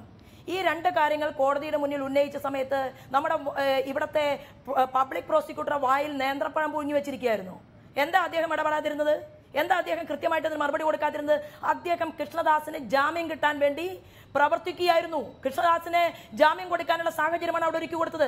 ഇവിടെ ഒരു മന്ത്രി, ഈ വകുപ്പിൽ മുഖ്യമന്ത്രിയോടൊപ്പം നിലകൊണ്ട ശശീന്ദ്രൻ എന്ന് പറയുന്ന ഒരു മന്ത്രി, ആ മന്ത്രിക്കെതിരെയുള്ള നടപടിക്രമങ്ങൾ കേരളത്തിൽ നമ്മൾ കണ്ടപ്പോൾ ഒരു ചാനലിന്റെ ഭാഗത്തു നിന്ന് ചില കാര്യങ്ങൾ, വ്യക്തിപരമായിട്ടുള്ള ചില കാര്യങ്ങൾ പുറത്തു കൊണ്ടുവന്നപ്പോൾ എങ്ങനെയാണ് അവർക്ക് ജാമ്യം കിട്ടാതെ ഇരിക്കാൻ വേണ്ടി പ്രോസിക്യൂട്ടർ പണിയെടുത്തത് കേരളത്തിന്റെ മണ്ണിൽ? അപ്പോൾ ആവശ്യമുള്ളവർക്ക് ജാമ്യം കൊടുക്കാനുള്ള പണി പ്രോസിക്യൂട്ടർ എടുക്കും. അവർ ആഗ്രഹിക്കുന്നവർക്ക് ജാമ്യം കൊടുക്കാനും ജാമ്യം കിട്ടാതിരിക്കാനുമുള്ള പണി എടുക്കാൻ സാധിക്കുന്ന ആളാണ് ഗവൺമെന്റ് പ്രോസിക്യൂട്ടർ എന്നുള്ളത് അരിയാഹാരം കഴിക്കുന്ന എല്ലാവർക്കും മനസ്സിലായിട്ടുണ്ട്. പിന്നെ ചോദ്യം, എന്തേ മറ്റു പ്രതികളെ പിടിക്കാൻ സാധിക്കാത്തത്? ഞാൻ ചോദിക്കുന്നത്, എന്താ ജിഷ്ണു പ്രണോയ് ചെയ്ത തെറ്റിനെ കുറിച്ച് ഈ ചർച്ചയിൽ പറയാത്തത്? എങ്ങനെയാണ് ആ കുട്ടിയെ കൊലപ്പെടുത്താൻ കാരണം? എന്തിനാണ് പരിശോധന? വാട്സപ്പിന്റെ മെസ്സേജ് വരെ കിട്ടിയിട്ടുണ്ടല്ലോ. എന്താ സാങ്കേതിക സർവകലാശാലയുടെ വിസിക്ക്, വിദ്യാഭ്യാസ വകുപ്പ് മന്ത്രിക്ക്, ഗവർണർക്ക്, SFIയുടെ സംസ്ഥാന പ്രസിഡന്റിന് ജിഷ്ണു പ്രണോയ് പരാതി അയച്ചു. എന്തായിരുന്നു പരാതി? ജനുവരി മാസത്തിൽ നടത്തേണ്ട പരീക്ഷ ഡിസംബർ മാസത്തിൽ നടത്താൻ തീരുമാനിക്കുന്നു. ഈ പരാതിക്കെതിരെ സംഘടനാ പ്രവർത്തനമാണ് നടത്തി. എന്താ നടത്തിയത്? കുട്ടികളെ വിളിച്ചു ചേർത്തുകൊണ്ട് സമരത്തിന് ആഹ്വാനം ചെയ്തു. സമരം നടത്താൻ പാടില്ല എന്ന് SFIയുടെ നേതൃത്വം ഒരു ഘട്ടം കഴിഞ്ഞപ്പോൾ ആവശ്യപ്പെട്ടു. CPIMന്റെ സംസ്ഥാന ഘടകം ആവശ്യപ്പെട്ടു. എന്താ കാരണം? ഈ നേരത്തെ സൂചിപ്പിച്ച നെഹ്റു ഗ്രൂപ്പിന്റെ ചെയർമാന്റെ പണപ്പെട്ടിയിൽ കൈയിട്ട് വാരിയവർ മാർക്സിസ്റ്റ് പാർട്ടിയുടെ സംസ്ഥാന നേതൃത്വത്തിനകത്തുണ്ട്. പാലക്കാടുണ്ട്, ഒരു മന്ത്രിയുണ്ട്. മന്ത്രി ബാലനെ പോലെയുള്ള ആളുകൾക്ക് ഇതിനകത്ത് വ്യക്തമായിട്ടുള്ള റോളുണ്ട്. അത് പരിശോധിച്ചിട്ടുണ്ടോ കേരളത്തിന്റെ മണ്ണിൽ? അപ്പൊ സംഭവിച്ചതല്ല, ഞങ്ങൾ ഇടപെടുന്നു എന്ന് പറഞ്ഞ് ഞങ്ങളെ അങ്ങനെ BJPയെ അത്തരം കാര്യങ്ങളൊന്നും പറഞ്ഞിട്ട് കാര്യമില്ല. ഞാൻ ചോദിക്കട്ടെ, സ്ത്രീ പീഡനം നടക്കാത്ത നാടാണോ കേരളം? ആഭ്യന്തര വകുപ്പ് മന്ത്രിയായി പിണറായി അധികാരത്തിൽ വന്നതിന് ശേഷം ഒരു ചെറിയ പെൺകുട്ടിയെ വാളയാറിൽ ബലാത്സംഗം ചെയ്ത് കെട്ടിത്തൂക്കിയതിനു ശേഷം ആ പെൺകുട്ടിയുടെ അമ്മ കേരളത്തോടല്ല പറഞ്ഞത്, പോലീസിനോട് അമ്മ ചോദിച്ചു. അമ്മ പറഞ്ഞു, എന്റെ മകളെ കൊലപ്പെടുത്തിയതിലെ പ്രതികൾ ഇന്ന ആളുകളാണ്. എന്താ പ്രതികളെ പിടിക്കാൻ പോലീസിന് സാധിക്കാതിരുന്നത്? അന്ന് പ്രതികളെ പിടിച്ചിരുന്നുവെങ്കിൽ ഈ രണ്ടാമത്തെ കുട്ടി, 9.5 വയസ്സുള്ള പെൺകുട്ടി മരണമടയില്ലായിരുന്നു. കുണ്ടറയിലെ സ്ത്രീ പീഡനം എന്താ ഇവിടുത്തെ പോലീസ് ചെയ്യുന്നത്? പോലീസ് എങ്ങനെയാണ് പണിയെടുക്കുക? ആഭ്യന്തര വകുപ്പ് മന്ത്രിയുടെ ഓർഡർ ഇല്ലാതെ. ഈ ആഭ്യന്തര വകുപ്പ് CPIMന്റെ കയ്യിലുള്ളിടത്തോളം കാലം CPIM പറയുന്ന പണിയെ ലോകനാഥ് ബെഹ്റയ്ക്ക് എടുക്കാൻ പറ്റൂ എന്നാണ് ഇതിന്റെ യാഥാർത്ഥ്യം. പക്ഷേ ഭാരതീയ ജനതാ പാർട്ടി ഞങ്ങളെ സംബന്ധിച്ച് ഞങ്ങൾക്ക് ഒരു ഇക്കാര്യത്തിൽ പോലീസിന് നേരത്തെ ചൂണ്ടിക്കാണിച്ചതുപോലെ വീഴ്ചകളും ഉണ്ടായിട്ടുണ്ട്. എന്നാൽ ഈ ഗവൺമെന്റ് വന്നതിന് ശേഷം ഒരുപക്ഷെ പെരുമ്പാവൂരിലെ കൊലപാതകം അടക്കമുള്ള കാര്യങ്ങളിൽ പോലീസിന് നടപടിയെടുക്കാനും മുന്നോട്ട് പോകാനും കഴിഞ്ഞു. ഇടതുപക്ഷ സർക്കാരിന് ഇപ്പൊ ഇദ്ദേഹം പറഞ്ഞ കാര്യം തന്നെയാണ് ഞാനിവിടെ പറയുന്നത്. ഇദ്ദേഹം പറഞ്ഞത് ഞങ്ങൾ സർക്കാരിനെതിരെ അല്ല, ഞങ്ങൾ പോലീസിനെതിരെയാണ് എന്ന് പറയുമ്പോൾ അത് വളരെ ശ്രദ്ധിക്കേണ്ട ഒരു പോയിന്റാണ്. ഇതാണ് ഞാൻ ആദ്യം തൊട്ടേ പറഞ്ഞുകൊണ്ടിരിക്കുന്നത്. കേരളത്തിലെ ജനത്തിന് സർക്കാർ പറയുന്നത് പോലെയല്ല തന്നിഷ്ടത്തിൽ പോലീസ് പെരുമാറുന്നു എന്നൊരു വിചാരമുണ്ട്. അതിന് എത്ര ഇല്ല എന്ന് പറഞ്ഞാലും ഉണ്ട്. അപ്പോൾ എത്ര പ്രാവശ്യമാണ് നിയമസഭയിൽ എണീറ്റതെന്ന്? ഇല്ല, ഞങ്ങൾ ഈ കാര്യത്തിൽ ഞങ്ങൾക്ക് ഒരു നിലപാടേ ഉള്ളൂ എന്ന് ശ്രീ പിണറായി വിജയൻ ആവർത്തിക്കുമ്പോഴും അതിന് തൊട്ടടുത്ത ദിവസം തന്നെ മറ്റൊരു രീതിയിൽ പെരുമാറാനുള്ള ധാർഷ്ട്യം ഇവിടുത്തെ പോലീസ് കാണിക്കുന്നുണ്ട്. അതുകൊണ്ടാണ് സാധാരണക്കാരന് ഇപ്പോൾ ഇന്ന് ഈ തേച്ചാലും മായ്ച്ചാലും കണ്ണിൽ നിന്നും മായാത്ത ഈ കാഴ്ച നമുക്ക് സമ്മാനിക്കാൻ പോലീസ് ധൈര്യം കാണിച്ചത്. അപ്പോൾ ആ നിലയ്ക്ക് നമ്മൾ വിശ്വസിക്കുന്ന, അല്ലെങ്കിൽ നമ്മൾ വിശ്വസിച്ച് കൊണ്ടുവന്ന, അങ്ങേയറ്റം ഇപ്പോഴും വിശ്വസിക്കുന്ന ഇടതുപക്ഷ സർക്കാരിൽ നിന്നും നമ്മൾ പ്രതീക്ഷിക്കുന്ന ചില കാര്യങ്ങളുണ്ട്. അത് നമുക്ക് ലഭിക്കാതെ വരുമ്പോൾ ഉണ്ടാകുന്ന ഒരു ആശങ്കയാണിത്. എന്ന് മാത്രമല്ല, ഇത് വീഴരുത് എന്ന് കേരളത്തിലെ ഓരോ മനസ്സും ആഗ്രഹിക്കുന്നുണ്ട്. കാരണം അങ്ങനെ ഒന്ന് വീണാൽ അതിൻ്റെ നേട്ടം ആർക്കായിരിക്കുമെന്ന് ഇവിടെ ഒരു കുഞ്ഞിനും സംശയമില്ല. അപ്പൊ ആ നിലയ്ക്കുള്ള ഒരു നേട്ടം കൊയ്യരുത് എന്നുള്ളത് കൊണ്ടാണ് ജാഗ്രതയോടെ സർക്കാരിന്റെ കൂടെ നിൽക്കുന്നവരും പെരുമാറണം. കാരണം സാങ്കേതികമായി എല്ലാം ചെയ്തത് ശരിയാണ്. ഇത് രാഷ്ട്രീയം അവർക്ക് നീട്ടിക്കൊടുക്കുന്നത് ഇവിടെ BJP വളരാൻ ശ്രമിക്കുകയാണ്. ആ ഘട്ടത്തിൽ BJPക്ക് രാഷ്ട്രീയം ഉണ്ടാക്കി കൊടുക്കുന്നത്, കോൺഗ്രസ് തകർന്ന പ്രതാപത്തിൽ നിന്ന് അവരെ പുനരുജ്ജീവിപ്പിക്കുന്നത്, CPM അല്ലെങ്കിൽ ഈ പോലീസ് നടപടിയെ ശരിയാവണ്ണം വിലയിരുത്താത്ത രാഷ്ട്രീയ നേതൃത്വം തന്നെ ആയിരിക്കണം. പോലീസ് നടപടിയെ ശരിയാം വിധം വിലയിരുത്തുന്നില്ല എന്ന് പറഞ്ഞത് ശരിയാണ്. കാരണം ഇന്ന് മുഖ്യമന്ത്രി ശ്രീ പിണറായി വിജയൻ പോലീസ് നടപടിയെ ന്യായീകരിക്കുകയാണ് ചെയ്തിട്ടുള്ളത്. അദ്ദേഹം അത് പ്രഥമദൃഷ്ടിയാ പറഞ്ഞതാണ്. അദ്ദേഹത്തിന് കിട്ടിയ വിവരത്തിന്റെ അടിസ്ഥാനത്തിലാണ് അദ്ദേഹം പറഞ്ഞിട്ടുണ്ടാവുക. ആഭ്യന്തരമന്ത്രി. അതെ, അദ്ദേഹത്തിന് കിട്ടിയ പ്രഥമ വിവരത്തിന്റെ അടിസ്ഥാനത്തിലാണ്. ആ വിവരം പൂർണ്ണമായിരുന്നുവെങ്കിൽ IG അന്വേഷിക്കാൻ ചുമതലപ്പെടുത്തേണ്ട കാര്യമില്ലല്ലോ. കിട്ടിയ വിവരങ്ങളുടെ അടിസ്ഥാനത്തിൽ അദ്ദേഹം പ്രതികരിച്ചു. IG എന്താണ് റിപ്പോർട്ട് നൽകാൻ പോകുന്നത്? അവിടെ ഹിമോൽ ബദ്രാനന്ദ് ഉണ്ടായിരുന്നു, ഷാജഹാൻ ഉണ്ടായിരുന്നു, അല്ലെങ്കിൽ SDPI ഇവിടെ ഇദ്ദേഹം വിശദീകരിച്ചപ്പോൾ എലിമെന്റ്സ് ഉണ്ടായിരുന്നു. അതുകൊണ്ടാണ് പോലീസ് നടപടി ഉണ്ടായതെന്നാണ് നമുക്ക് എല്ലാവർക്കും അറിയാവുന്നതാണ്. കാരണം നമ്മൾ അരിയാഹാരം കഴിക്കുന്നവരല്ല. അതിനപ്പുറത്തേക്ക് ഈ പോലീസ് നടപടിയെ ശരിയാവണ്ണം വിലയിരുത്തുന്നില്ല എങ്കിൽ ഈ ഗവൺമെന്റിന് മുന്നോട്ട് പോകാൻ കഴിയുമോ? ഞാൻ അതാ പറഞ്ഞത്, പോലീസ് നടപടികൾ അപ്പാടെ കുഴപ്പമാണ് എന്ന് പ്രചരിപ്പിക്കുന്നതിനോട് അർത്ഥമില്ല, എനിക്ക് യോജിപ്പുമില്ല. പോലീസ് നടപടികൾ ഈ വിഷയത്തിൽ മാത്രമല്ല നമ്മളിപ്പോൾ ഇത് മാത്രമാണ് ചർച്ച ചെയ്യുന്നത്. അല്ല, താങ്കൾ എന്നോട് അങ്ങനെയല്ല ചോദിച്ചത്. പോലീസ് നടപടി ആകെ കുഴപ്പമാണ്, പോലീസിനെ വിലയിരുത്താതെ ഇനി എങ്ങനെ മുന്നോട്ട് പോകും? ഈ പറയുന്ന പ്രശ്നത്തിൽ, ഇപ്പോൾ ജിഷ്ണുവിന്റെ പ്രശ്നത്തിൽ തന്നെ പഴയന്നൂർ പോലീസിന്റെ ഉദ്യോഗസ്ഥർക്കെതിരെ നടപടിയെടുത്തില്ലേ? തെറ്റായിരുന്നു എന്ന് കണ്ടെത്തിയിട്ടല്ലേ? ഇങ്ങനെ ഓരോ വിഷയത്തിലും ഉണ്ടല്ലോ ഏതെല്ലാം പ്രശ്നങ്ങളിൽ. ഇപ്പോൾ താങ്കൾ നേരത്തെ സൂചിപ്പിച്ച കുണ്ടറയിൽ തുടർച്ചയായി ഉദ്യോഗസ്ഥർക്കെതിരെ നടപടിയെടുത്തില്ലേ? 13 പോലീസുകാർക്കെതിരെ സസ്പെൻഷൻ വന്നിട്ടുണ്ട്. വീഴ്ചയുണ്ടാകുന്ന സ്ഥലങ്ങളിൽ കൃത്യമായി ഇടപെടുന്നുണ്ട്. ഒരു പൊളിറ്റിക്കൽ നേതൃത്വം, ഭരണ നേതൃത്വം എന്ന നിലയിൽ ഇത്തരം കാര്യങ്ങളോട് സുതാര്യമായ സമീപനമാണുള്ളത്. ഞങ്ങൾക്കാരെയും സംരക്ഷിക്കാനില്ല. പക്ഷേ എവിടെയെങ്കിലും പ്രവർത്തികളിൽ വീഴ്ചയുണ്ടായിട്ടുണ്ടോ ആ വീഴ്ചകളോട് ഞങ്ങൾ സന്ധി ചെയ്യുകയുമില്ല. വധക്കേസിൽ വീഴ്ച വരുത്തിയത് കൊണ്ടാണ് സെൻകുമാറിനെ മാറ്റിയെന്ന് സുപ്രീം കോടതി പോയി പറഞ്ഞ ആളുകളാണ്. എന്തുകൊണ്ട് ജിഷ്ണുവിന്റെ മരണത്തിൽ ഈ 2 പ്രതികളെ ഇതിനകം അറസ്റ്റ് ചെയ്യാൻ കഴിഞ്ഞിട്ടില്ല? അറസ്റ്റ് ചെയ്യാൻ കഴിയാത്തതിന് നിങ്ങൾ ഉത്തരവാദിത്വം കൊടുത്തോ ബെഹ്റയ്ക്ക്? അല്ല, ജിഷ മാത്രമല്ലല്ലോ, ഒത്തിരി പ്രശ്നങ്ങൾ ഉണ്ടായിരുന്നല്ലോ.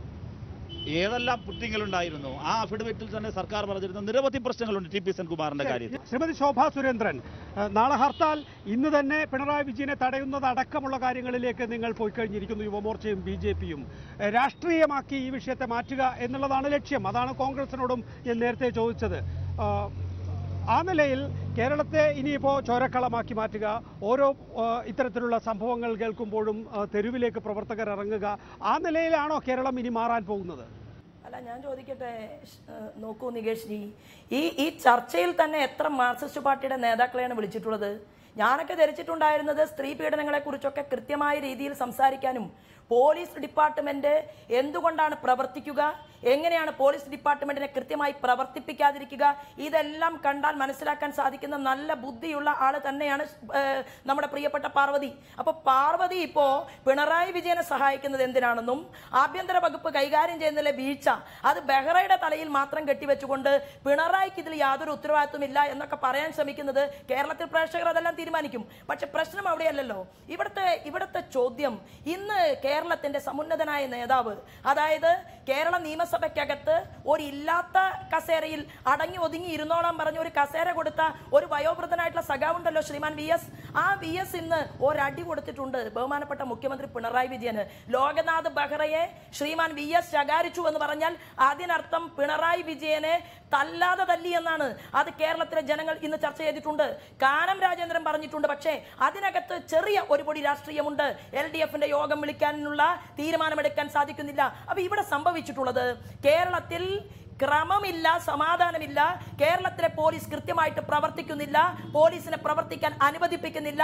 ഗുണ്ട മാഫിയ മാർക്സിസ്റ്റ് പാർട്ടിയുടെ ക്രിമിനൽ ലീഡേഴ്സ് ആണ് ഈ പോലീസിനെ നിയന്ത്രിച്ചുകൊണ്ടിരിക്കുന്നത്. വേറൊരു പാവത്തിനെ പിടിച്ച് അവിടെ ചർച്ചയിൽ നിർത്തിയിട്ടുണ്ടല്ലോ. വളയത്തു നിന്ന് വന്ന ഒരു പാവം ഈ മഹിജയെ ചവിട്ടി കൂട്ടുന്നതും ആ മഹിജയെ അപമാനിക്കുന്നതും കണ്ട് മനസ്സ് തകർന്ന ഒരു പാവത്തിനെ മഹിജയ്ക്ക് വേണ്ടിയിട്ട് അല്ലെങ്കിൽ ആ അമ്മയുടെ പ്രതിനിധിയായി ഈ ചർച്ചയിൽ പങ്കെടുപ്പിച്ചിട്ടുണ്ട്. ഞാൻ പറയാൻ ആഗ്രഹിക്കുന്നു, ഇതുപോലെ ഒരു ചർച്ചയിൽ ഒരു പക്ഷേ ആ മഹിജയുടെ സഹോദരൻ ശ്രീജിത്ത് വരില്ല, എനിക്ക് ഉറപ്പുണ്ട്. എന്താ കാരണമെന്നറിയുമോ? ശ്രീജിത്ത് സെക്രട്ടേറിയറ്റിന് മുന്നിൽ സമരം നടത്താത്തത്, ശ്രീജിത്ത് മുഖ്യമന്ത്രി പിണറായി വിജയനെതിരെ സംസാരിക്കാത്തത് ജീവനിൽ ഭയപ്പാടുള്ളത് കൊണ്ടാണ്. അത് വളയത്ത് പോയിട്ട് ഒരു അന്വേഷണാത്മക പത്രപ്രവർത്തനം നടത്തിയാൽ അറിയാം TP ചന്ദ്രശേഖരന്റെ ഗതികേട് ഈ സംഭവത്തിൽ ഉണ്ടാകുമെന്നുള്ളത് കൊണ്ടാണ് ഈ സമരം പോലീസിനെ ശകാരിച്ചു നിർത്തുന്നത്. അവർക്കറിയില്ലേ പോലീസ് ചെയ്യണമെങ്കിൽ ആഭ്യന്തര വകുപ്പ് മന്ത്രിയുടെ ഓർഡർ വേണ്ടേ, അദ്ദേഹത്തിന്റെ നിർദ്ദേശം വേണ്ടേ? അപ്പോ സ്വാഭാവികമായിട്ടും ഈ വിഷയത്തിൽ പാർവതി കേട്ടിട്ടുണ്ടാവുന്നല്ല. ശ്രീമതി ശോഭാ സുരേന്ദ്രൻ പറയുന്നു പോലീസിലേക്ക് മാത്രമായി ഈ വിഷയത്തെ ചുരുക്കുന്നു. അങ്ങനെ തന്നെയാണോ പാർവതി കാണുന്നത്? പോലീസ് മാത്രമാണ് കുറ്റക്കാർ, ഇതിന്റെ രാഷ്ട്രീയ നേതൃത്വത്തിന് ആഭ്യന്തരമന്ത്രിക്ക് യാതൊരു പങ്കാളിത്തവും ഇല്ല? അങ്ങനെ സ്വാഭാവികമായിട്ട് പറയുകയാണെങ്കിൽ ഒരു പോലീസിന് വീഴ്ച പറ്റിയാൽ മന്ത്രിയെ തന്നെയാണ് നമ്മൾ പറയേണ്ടത്. ഇതിനകത്ത് നമ്മൾ കാണുന്ന ഒരു കോൺട്രഡിക്ഷൻ ഉള്ളത് കൊണ്ടാണ് ഈ സംശയം. കാരണം ഈ മുഖ്യമന്ത്രിയാകട്ടെ ഓരോ പ്രാവശ്യവും നിയമസഭയിൽ പറയുന്ന കാര്യങ്ങൾ, അതിനുശേഷം വീഴ്ച ഉണ്ടാകുമ്പോൾ ഉടനെ തന്നെ പോലീസിനെതിരെ വരുന്ന നടപടി, അതുപോലെ കൊട്ടിയൂർ പോലെയുള്ള വിഷയങ്ങളിലുള്ള ഇമ്മീഡിയറ്റ് ആക്ഷൻ, ഇതെല്ലാം കൂടി ചേർത്ത് വായിക്കണം. അപ്പോൾ ഇത് കേരള പോലീസാണോ കേന്ദ്ര പോലീസാണോ എന്ന് നമുക്ക് സംശയം തോന്നും. കൊട്ടിയൂർ വിഷയത്തിൽ ഇമ്മീഡിയറ്റ് ആയിട്ട് പോലീസ് ആക്ട് ചെയ്തു. അതാണ് ശ്രീമതി ശോഭാ സുരേന്ദ്രൻ പാർവതി അങ്ങനെ ഒരു നിലപാടെടുക്കാൻ കാരണം. മുഖ്യമന്ത്രി പറയുന്നുണ്ട്, ഒപ്പം തന്നെ പോലീസിനെതിരെ നടപടി ഉണ്ടാകുന്നുണ്ട്. എന്നാൽ കോൺട്രഡിക്ടറി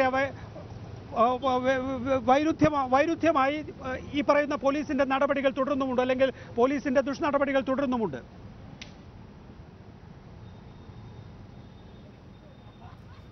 കൊട്ടിയൂർ സംഭവത്തിൽ എന്തുകൊണ്ടാണ് നടപടിയെടുക്കേണ്ടി വന്നത്?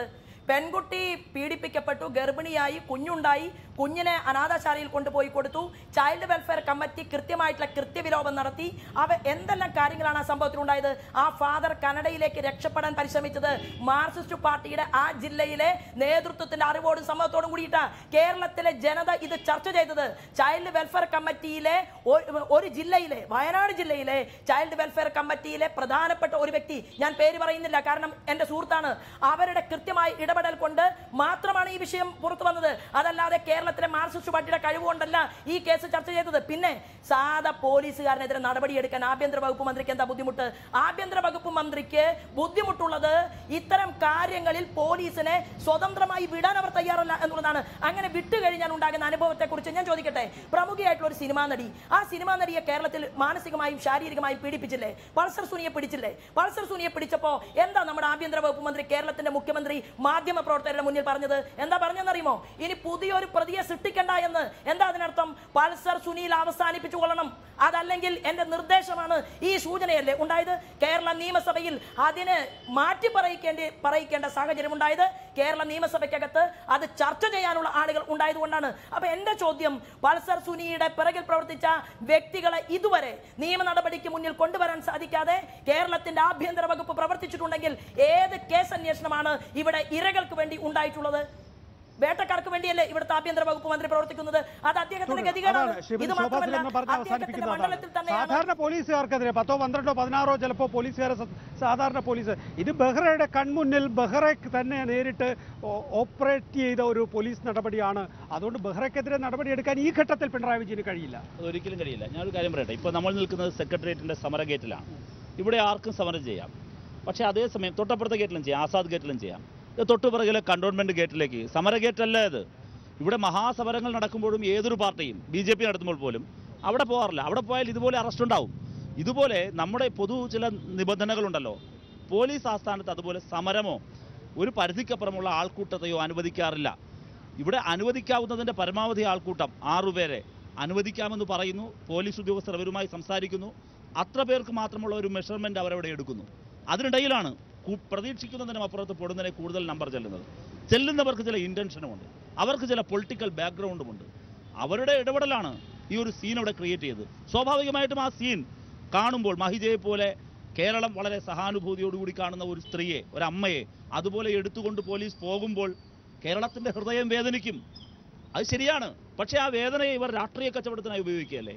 നിമിഷത്തിനകം കേരളത്തിൽ അല്ല, എന്തിനാ ഹർത്താൽ പ്രഖ്യാപിക്കുന്നത്? കേരളത്തിൽ ഈ പറയുന്ന പോലെ ഇടതുപക്ഷ ജനാധിപത്യ മുന്നണി പ്രതിപക്ഷത്തിരിക്കുമ്പോഴെല്ലാം ഹർത്താലിനെതിരെ ശബ്ദമുയർന്ന ഇവർ കോൺഗ്രസും BJPയും ഒരുമിച്ച് ചേർന്നു. ഹർത്താൽ എല്ലാ കാലങ്ങളിലും UDF-ഉം LDF-ഉം മാറ്റി ഉപയോഗിക്കുന്ന സമരതന്ത്രം തന്നെയാണ്. ഇവിടെ മഹിജ ഒരു പ്രതീകമായി മാറിയിട്ടുണ്ട്. ഈ സർക്കാരിന് ഈ കഴിഞ്ഞ 9 or 10 മാസങ്ങൾക്കിടയിലുണ്ടായിട്ടുള്ള ഏറ്റവും വലിയ ഒരു അപകീർത്തി എന്ന് പറയുന്നത് മഹിജ തന്നെയാണ്. എനിക്ക് ഇതാണ് ഏറ്റവും വലിയ സങ്കടകരമായ കാര്യം. ഒരു സ്ത്രീ സ്വന്തം മകൻ മരിച്ചു എന്ന് പറഞ്ഞ് പരാതിപ്പെടാൻ വന്നാൽ അവിടെ അതിനെയും രാഷ്ട്രീയവൽക്കരിക്കുക, അവരെയും വീണ്ടും ഒരു ഇരയാക്കുക. കുറച്ചുപേര് ഇനിയിപ്പോൾ ഇവര് മറ്റൊരു KK രമയാണ് എന്ന് പറയും, ഇവര് മറ്റൊരു തരത്തിൽ സർക്കാരിനെ താഴെയിട്ടവരാണെന്ന് പറയും, വലിയ ശത്രുവായിട്ട് മഹിജ എന്ന് പറയുന്ന ആ അമ്മയെ പ്രഖ്യാപിക്കും. എന്തിന്റെ പേരിൽ? അവർ പോലും അറിയാത്തതിന്റെ പേരിൽ ഒരു കുഞ്ഞ് മരിച്ചു, എനിക്ക് എങ്ങനെയെങ്കിലും അതിനൊരു നീതി കണ്ടെത്തണം, ഇവന്മാരെല്ലാം എൻ്റെ കുഞ്ഞിനെ കൊന്നതാണ് എന്ന് പറഞ്ഞ് നെഞ്ചുപൊട്ടി കരയുന്ന ഒരു അമ്മയെ രാഷ്ട്രീയ മുതലെടുപ്പിന് എല്ലാവരും ഉപയോഗിക്കും. ആ നിലയ്ക്ക് ഇത് സഹിക്കാൻ പറ്റുന്ന കാര്യമല്ല. അതുകൊണ്ടാണ് ഈ വിഷയത്തിൽ ഇത്ര ഗൗരവമുള്ളത്.